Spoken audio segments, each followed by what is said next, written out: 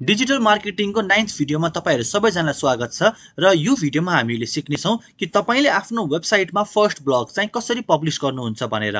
Previous भिडियोजमा चाहिँ हामीहरुले कसरी चाहिँ एउटा ब्लग आर्टिकल लेख्ने भनेर चाहिँ स्टेप बाइ स्टेप कुराहरु सिकेको थियौं र आई होप कि तपाईले पनि एउटा सिम्पल ब्लग र इमेजेसहरु चाहिँ तयार पारिसक्नु भएको छ होला। अब त्यो कुरालाई चाहिँ हामीले आफ्नो वेबसाइटमा चाहिँ अपलोड गर्ने छौं। त्यसको लागि चाहिँ फर्स्टमा तपाईले चाहिँ आर्टिकल लेख्नु पर्ने हुन्छ। मैले चाहिँ तपाईहरुलाई एमएस वर्डमा चाहिँ यसरी आर्टिकल लेख्नु भनेर भनेको थिएँ आफ्नो ब्लगको लागि। सो मैले पनि यसरी चाहिँ एउटा आर्टिकल तयार पारेको छु। अब हामीहरुले के गर्छौं भने चाहिँ फर्स्टमा हाम्रो ड्याशबोर्डमा जान्छौं वर्डप्रेसको। अब वर्डप्रेसको ड्याशबोर्डमा गइसकेपछि चाहिँ यता राइट साइडमा हेर्न सक्नुहुन्छ तपाईको पोस्ट भनेर देखाइरहेको छ। यो पोस्टको तलपट्टि चाहिँ एड न्यू भनेर अप्सन छ, यसमा क्लिक गर्छौं। जहिले पनि हामीले नयाँ कुनै ब्लग पोस्ट लेख्न लागिरहेको छौं भने चाहिँ जहिले पनि पोस्टमा गएर एड न्यूमा क्लिक गर्ने, त्यसपछि चाहिँ यो पेज ओपन हुन्छ र अब हामी चाहिँ आफ्नो ब्लगको टाइटल लेख्नु पर्यो फर्स्टमा। सो मैले चाहिँ मेरो प्रिभियस आर्टिकललाई नै फेरि तपाईहरुको डेमोको लागि चाहिँ मैले फेरि त्यही आर्टिकल अपलोड गर्न लागिरहेको छु। How to create a sales funnel that converts। Okay, so मेरो ब्लगको आर्टिकल चाहिँ यो रहेको छ। तपाईहरुले पनि आफ्नो ब्लग जुन लेख्नु भएको छ त्यसको लागि टाइटल पनि सोच्नु पर्ने हुन्छ।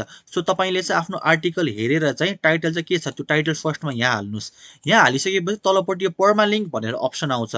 अब तपाईको वेबसाइटको ब्लगलाई कसरी देखाउने त नि, लिंक कसरी देखाउने त नि, तपाईको अहिले के छ class.digitalsaugat.com/how to create a sales funnel that converts भनेर यो कम्प्लिटली यो सबै देखाइरहेको छ।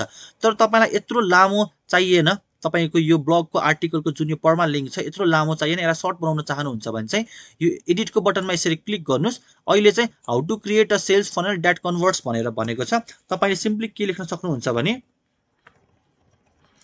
क्रिएटिङ अ सेल्स फनल भनेर पनि तपाईको यो टाइटललाई चाहिँ सर्ट पनि पार्न सक्नुहुन्छ र यति गरेपछि तपाईले ओकेमा क्लिक गर्नुस्। अब तपाईको यो जुन पर्मालिंक छ त्यो चाहिँ अलिकति सर्ट भएको छ। अब हामीहरुले के गर्छौं भने चाहिँ यो पार्ट जुन छ नि यसमा चाहिँ हामीहरुले हाम्रो जति पनि आर्टिकलको कन्टेन्टहरु छ त्यो चाहिँ हामीहरुले यता गएर लेख्छौं। तपाईहरुको यदि यसरी नै तपाईको इन्टरफेस देखिराख्नु भएको छैन भने चाहिँ तपाईले नयाँ युआई मै काम गरिराख्नु भएको छ भनेर बुझ्दा हुन्छ। अब तपाईले यही युआई नै ल्याउनको लागि, इन्टरफेस ल्याउनको लागि चाहिँ क्लासिक एडिटर भनेर एउटा प्लगइन छ, त्यो प्लगइनलाई तपाईले चाहिँ इन्स्टल गर्नुहोस्, जुन मैले प्रिभियस भिडियोमा पनि त्यो कुरा कभर गरिसकेको छु। अब हामीहरुले टाइटल लेखिसकेको छौं, युआरएल लाई मिलाइसकेको छौं पर्मालिंकलाई। अब हामीहरुले यहाँ कन्टेन्ट लेख्छौं। सो जति पनि मैले कन्टेन्ट लेखेको थिएँ यसलाई म कन्ट्रोल ए गरेर सबै कपी गर्छु, कन्ट्रोल सी गरेर कपी गर्छु र यसलाई चाहिँ म कन्ट्रोल भी गरेर यता गएर पेस्ट गर्छु। अब मेरो कन्टेन्ट चाहिँ यहाँ यसरी आइसकेको छ। अब यो आर्टिकललाई पेस्ट गरिसकेपछि चाहिँ हामीले हल्का चाहिँ यसलाई चाहिँ मिलाउनु पर्ने हुन्छ। ओके, सो यो फर्स्टमा चाहिँ मैले यसरी क्वेशन सोधेको छु। मैले जुन भनेको चाहिँ इन्ट्रोको पार्टमा तपाईहरुले चाहिँ आफ्नो कस्टमरको पेन पोइन्ट देखाउनु, आस्क क्वेशन्स भनेर। सो यसरी क्वेशन सोधेको छु। यसलाई चाहिँ म के गर्छु भने चाहिँ यसलाई चाहिँ म इटालिक बनाउँछु, यसको फन्टलाई चाहिँ। सो तपाईले यो फन्टलाई चाहिँ बोल्ड पनि बनाउन सक्नुहुन्छ और इटालिक पनि बनाउन सक्नुहुन्छ। म चाहिँ यसरी यो फन्टलाई चाहिँ इटालिक यसरी बनाउँछु। तपाईले माथिपट्टि यो जुन देखाइरहेको छ नि अप्सन, यसलाई पनि तपाईले एकचोटी मजाले चलाउनु होला। तपाईले आफ्नो आर्टिकलमा चाहिँ यो फन्टलाई बोल्ड इटालिक गर्नको लागि चाहिँ सिम्पली यसलाई यसरी सिलेक्ट गर्नुस्। बोल्ड गर्न मन छ भने यहाँ बोल्डमा क्लिक गर्नुस्, इटालिक गर्न मन छ भने यहाँ इटालिकमा यसरी क्लिक गर्न सक्नुहुन्छ। अब तलपट्टि स्क्रोल गरौँ, यतापट्टि चाहिँ मलाई इमेज राख्न मन छ। सो म के गर्छु, यहाँ एड मिडिया भनेर अप्सन छ नि, यसमा म क्लिक गर्छु। अब यता गएर अपलोड फाइल्समा क्लिक गर्छु। यहाँ गइसकेपछि चाहिँ मैले इमेजहरु पनि तयार पारेको थिएँ। सो म एउटा इमेज पनि अपलोड गर्छु। So active users on Facebook भनेर चाहिँ मैले यो इमेज चाहिँ अपलोड गर्न खोजेको थिएँ। सो यसलाई सिलेक्ट गरेर इन्सर्ट इन्टु पोस्टमा यसरी क्लिक गर्छु। अब हेर्न सक्नुहुन्छ कि मेरो इमेज चाहिँ यहाँ आइसकेको छ। अहिले चाहिँ अब मेरो इमेज चाहिँ सानो देखाइरहेको छ, यसलाई चाहिँ म अब ठुलो बनाउँछु। सो यतापट्टि गएर चाहिँ म यसलाई यसरी ड्र्याग गरेर यसरी ठुलो बनाइदिन्छु म। ओके, अब मेरो इमेज चाहिँ ठुलो नै देखिन्छ। अहिले तपाईहरुको पनि यसरी चाहिँ ब्लर देखाएको हुन सक्ला, तर तपाईले यसलाई पब्लिश गर्नु भइसकेपछि यो चाहिँ क्लियर इमेज चाहिँ देखाउँछ। अब एउटा कुरा म तपाईहरुलाई के भन्न चाहन्छु भने चाहिँ तपाईहरुले यदि कुनै वेबसाइटबाट चाहिँ इमेज तानेर राख्नु भएको छ, गुगलबाट खोजेर राख्नु भएको छ भने चाहिँ इमेजको सोर्स पनि खुलाउनुस्, सो दैट तपाईलाई पछि गएर चाहिँ इमेज युज गर्नु भएको केसमा चाहिँ कपिराइट चाहिँ नलागोस् तपाईको ब्लगलाई। सो म के गर्छु भने चाहिँ यो इमेजलाई चाहिँ मैले गुगलबाट तानेको थिएँ। सो इमेज सोर्समा जान्छु म अनि यसरी गुगल भनेर यसरी टाइप गरिदिन्छु र यसलाई चाहिँ म सिम्पली इटालिकमा चाहिँ यसरी लगिदिन्छु। अब मैले यसरी इमेज अपलोड गरेँ, त्यसपछि इमेज सोर्स पनि यसरी दिएको छु। तपाईहरुले पनि यसरी नै इमेज अपलोड गर्न एड मिडियामा गएर अपलोड गर्नुस् र इमेजको पनि सोर्स दिनुस्। त्यसपछि म हल्का स्क्रोल गर्छु। अब हेर्न सक्नुहुन्छ कि यहाँ फेसबुक सेल्स फनेल भनेर यसलाई चाहिँ मलाई हेडलाइन बनाउनु पर्ने छ, हेडिङ बनाउनु मन छ भने चाहिँ अब के गर्छु भने म यसलाई चाहिँ यसरी कपी गर्छु। कपी गरिसकेपछि तपाईको यो पार्टमा हेर्न सक्नुहुन्छ तपाईको प्याराग्राफ हेडिङ 1 हेडिङ 2 हेडिङ 3 भनेर देखाइरहेको छ। अहिले चाहिँ हाम्रोमा यो लेखेको आर्टिकलहरु छ नि यो चाहिँ तपाईको प्याराग्राफ भनेर बुझिन्छ। अब तपाईलाई चाहिँ कुनै एउटा सेन्टेन्सलाई चाहिँ हेडिङ बनाउन मन छ भने चाहिँ तपाईले यसलाई यसरी सिलेक्ट गर्नुस्। यति गरिसकेपछि चाहिँ यो प्याराग्राफमा यहाँ क्लिक गर्नुस् र हेडिङ 1 मा अर हेडिङ 2 मा चाहिँ यसरी क्लिक गर्नुस्। अब यो हेडिङ 1 हेडिङ 2 भनेको चाहिँ के हो भन्दाखेरि चाहिँ हेडिङ 1 मा तपाईले क्लिक गर्नुभयो भने तपाईको हेडिङ ठूलो देखिन्छ। सो यसलाई म कपी गरेर हेडिङ 1 मा क्लिक गरे भने हेर्नुस् अहिले मेरो हेडिङ कस्तो ठूलो देखिरहेको छ। त्यसपछि यसलाई मैले हेडिङ 2 गरे भने चाहिँ हल्का सानो देखिन्छ। यसलाई हेडिङ 3 गरे भने चाहिँ अझै अलिकति सानो देखिन्छ।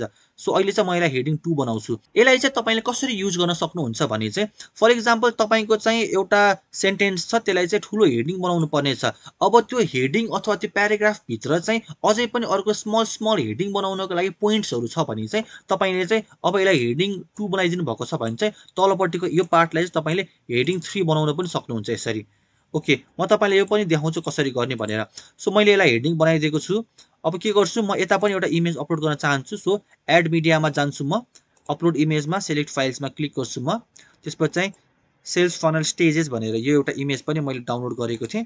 यसलाई यहाँ पोस्ट गर्छु र यसलाई चाहिँ म अब हल्का ठूलो बनाउँछु। यसरी तपाईले ड्र्याग गरेर ठूलो बनाउन सक्नुहुन्छ। अब अहिले ब्लर देखाइरहेको छ यो के फरक परेन यो पछि तपाईको आफै नै ठीक हुन्छ। अब मैले तपाईलाई अघि भनेको थिएँ नि हेडिङ 1 हेडिङ 2 को यसको फन्डा म तपाईलाई अहिले देखाउँछु अब। सो यो 5 स्टेजेस अफ सेल्स फनल भनेर चाहिँ यो मेरो हेडिङ हो। यसलाई चाहिँ म के गर्छु H2 नै बनाउँछु। अब यो हेडिङ भित्र पनि मेरो चाहिँ यहाँ अरु पोइन्टहरु छ, अरु हेडिङ सब हेडिङहरु छ। सो यसलाई चाहिँ मैले H2 बनाएको छु भने चाहिँ अब सब हेडिङलाई चाहिँ म यसरी H3 बनाउँछु सो दैट यो भन्दा चाहिँ अलिकति यो सानो नै होस्। तलपट्टि अर्को पोइन्ट छ यसलाई पनि म H3 नै बनाउँछु। तलपट्टि अर्को पोइन्ट छ यसलाई पनि म H3 नै बनाउँछु। डिसिजन भनेर अर्को छ यसलाई पनि H3 बनाउँछु। यसलाई पनि म यसरी H3 नै बनाउँछु।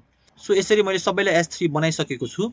अब मेरो यो चाहिँ भनेको यो चाहिँ सब मेन हेडिङ चाहिँ यो हो। यसको भित्रपट्टि चाहिँ यिनीहरुलाई चाहिँ सब हेडिङ भनिन्छ। अब मेन हेडिङलाई तपाईहरुले चाहिँ एउटा हेडिङ यसरी ट्याग हाल्नुस् H2 भनेर र यसलाई चाहिँ H3 भनेर हेडिङ 3 भनेर हाल्नुस्। अब तलपट्टि स्क्रोल गरे भने चाहिँ मेरो अर्को पनि हेडिङ हाल्नु पर्ने छ। यो हेडिङ भनेको पनि मेन हेडिङ हो। सो यसलाई पनि म के गर्छु H2 नै हाल्छु किनभने यसको भित्रपट्टि अरु हेडिङ हाल्दाखेरि चाहिँ म अब सानो सानो हेडिङ हाल्छु H3 अर H4 भनेर हाल्छु।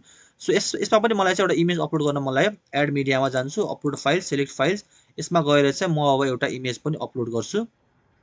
ओके सो यसरी मार्केटिङ फनल भन्ने एउटा इमेज मैले खोजेर राखेको थिएँ। यसलाई इन्सर्ट इन्टु पोस्ट गर्छु। अब यसलाई मैले हल्का ठूलो बनाउँछु यसरी तपाईले पनि ड्र्याग गर्न सक्नुहुन्छ। ओके सो मेरो चाहिँ यसरी इमेज पनि अपलोड भइसकेको छ। मैले टेक्स्टहरु पनि हालिसकेको छु। अब तपाईहरुले चाहिँ एड मिडियाबाट चाहिँ तपाईले इमेज अपलोड गर्ने तपाईलाई प्याराग्राफहरु चाहिँ हेडिङमा लगाउनु छ भने चाहिँ तपाईले चाहिँ यसलाई सिलेक्ट गरेर चाहिँ हेडिङमा लगाउन सक्नुहुन्छ। अब अहिले चाहिँ मेरो के छ स्टेप बाइ स्टेप फ्रेमवर्क भनेर जुन छ यो चाहिँ तपाईको ठूलो हेडिङ हो मेन हेडिङ हो। यसलाई चाहिँ मैले हेडिङ 2 भनेर दिएको छु। अब तलपट्टि हेर्न सक्नुहुन्छ स्टेप 1 भनेर छ। सो त्यो हेडिङको भित्रपट्टिको सब हेडिङ हो यो चाहिँ।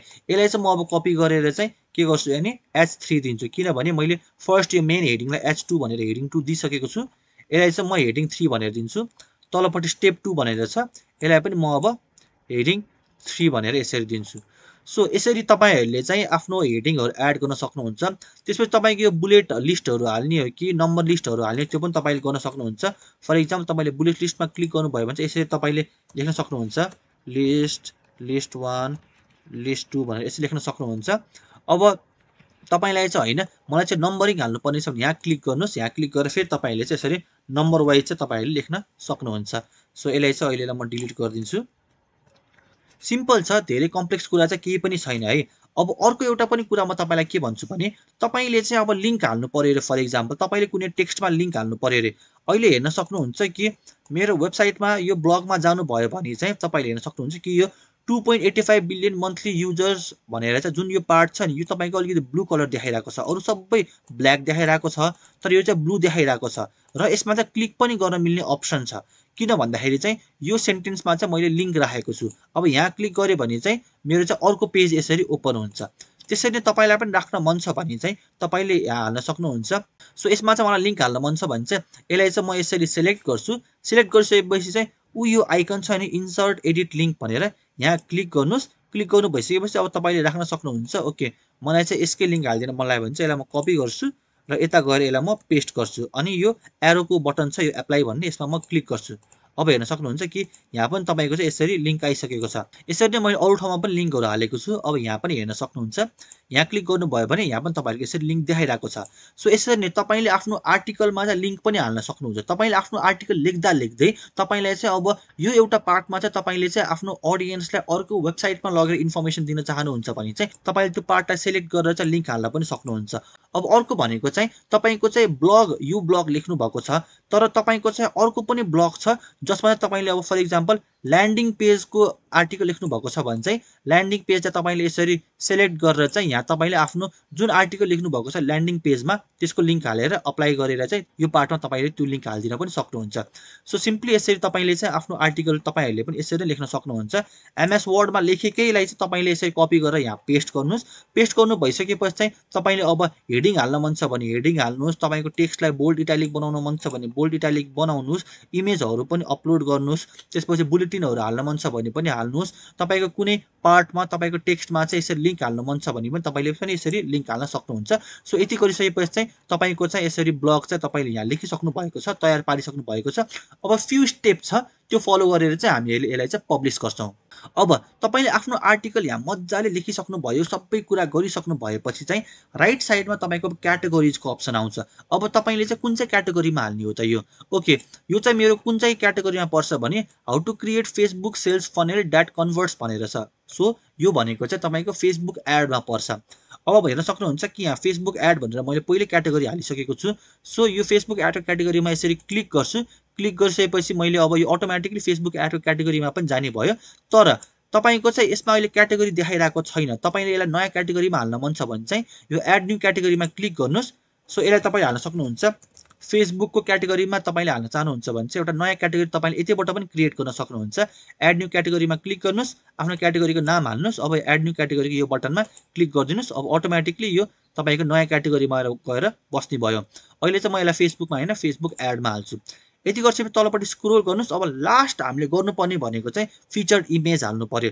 तपाईँको वेबसाइट यसरी तपाईँको होम पेजमा देखाउँदाखेरि चाहिँ तपाईँको चाहिँ इमेज देखाउनु पर्यो। यसरी यो ठुलो इमेज देखाइरहेको छ नि हो, यो इमेज तपाईँकोमा पनि देखाउनु पर्ने हुन्छ। त्यसको लागि तपाईँहरूले चाहिँ यसलाई चाहिँ फिचर्ड इमेज भनिन्छ।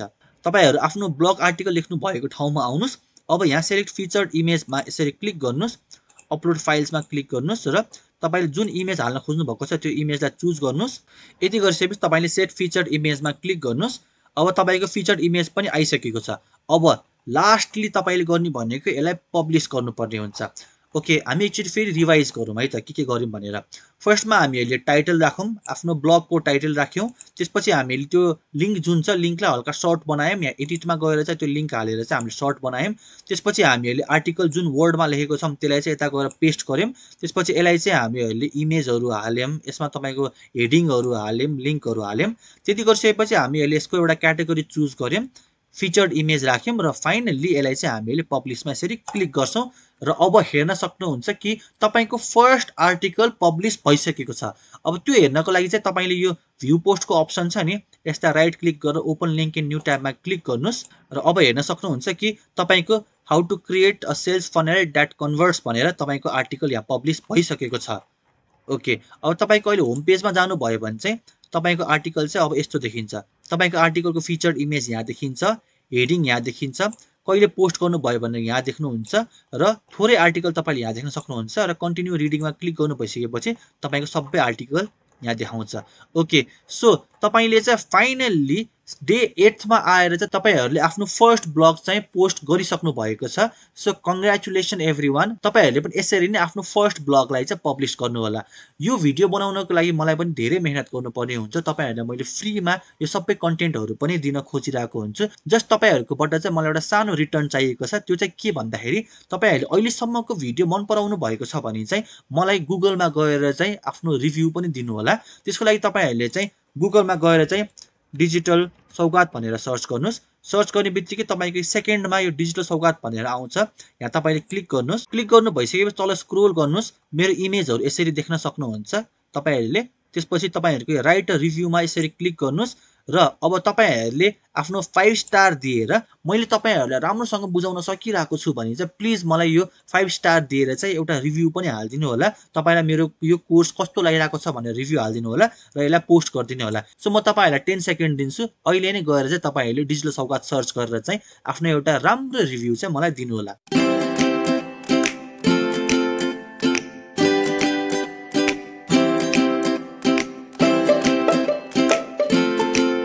अब नेक्स्ट लेसनमा चाहिँ हामीहरूले गुगल एनालाइटिक्सको बारेमा बुझ्नेछौँ। तपाईँहरूले आफ्नो वेबसाइटमा कताबाट भिजिटर्स आइरहेको छ, कुन चाहिँ कन्ट्रीबाट आइरहेको छ, कति बजे आइरहेको छ, कुन चाहिँ इन्टरनेट कनेक्सनबाट आइरहेको छ, अनि कुन चाहिँ लोकेसनबाट आइरहेको छ, सबै कुरा ट्र्याक गर्न सक्नुहुन्छ। कसरी भन्दाखेरि गुगल एनालाइटिक्सको हेल्पबाट।